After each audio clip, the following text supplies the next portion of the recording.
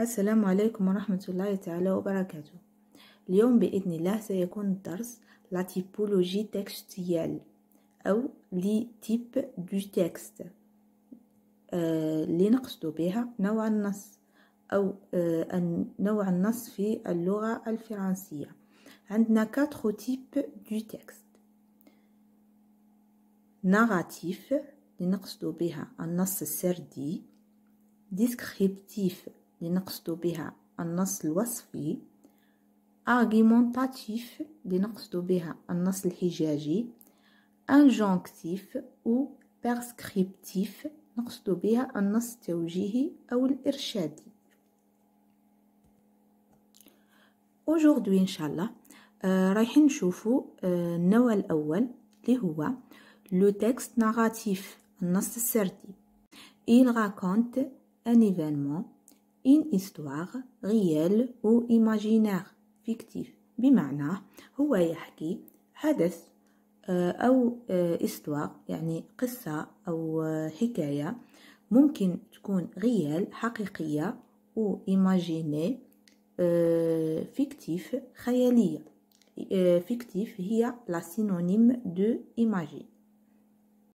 Puis il se caractérise principalement par la narration des faits réels ou imaginaires.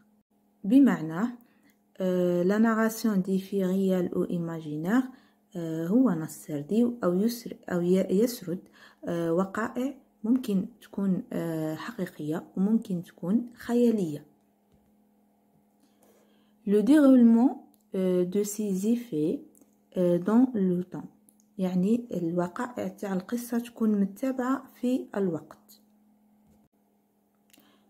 selon une chronologie permettant le passage d'un état initial à un état final. schéma narratif، يعني هنا رايحين نعرفوا شيما ناراتيف اللي نقصد بها الخطة السردية اللي لازم نحترموها. رايحة ندير لكم عليها إن شاء الله فيديو ونشرحها لكم بطريقة سهلة ورايحين إن شاء الله تفهموها. بعدها رايحين نعرفوا لي طون فيربو utiliser ولا لي طون دي فيرب اللي لازم نستعملوهم في لو تكست ناراتيف، النص السردي.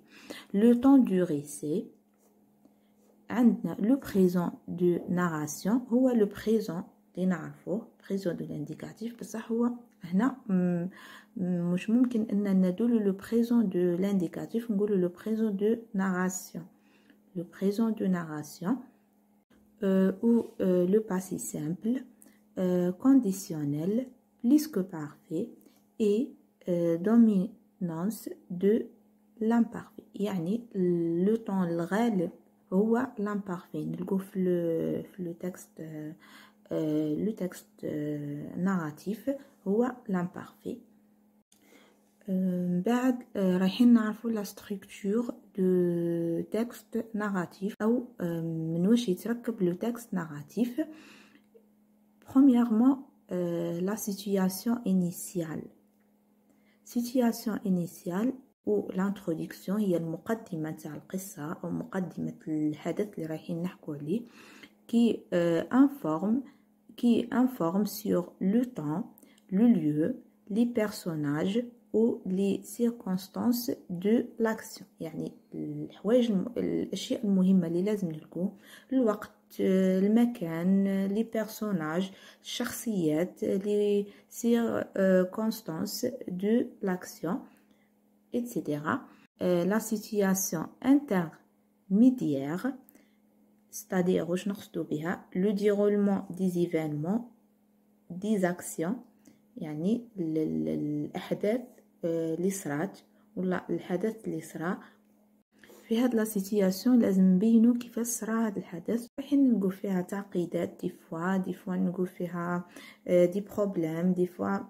بوي في الاخير عندنا لا سيتياسيون فينال، سي لا فان دو ليستوار، اخر القصه، كو لون روتروف اون سيتياسيون ايكيليبري. لا فان دو ليستوار نلقاو فيها نهاية القصة أو الحدث اللي رانا نحكيو عليه. si l'action est terminée، car l'action est terminée. يعني الأحداث خلاص انتهت. إن شاء الله في الدرس القادم رايحين نكملوا مع لو تكست ديسكريبتيف و puis argumentatif puis injonctif ou prescriptif. رايحين نعرفوهم ونعرفوا la structure تاع chaque type de texte.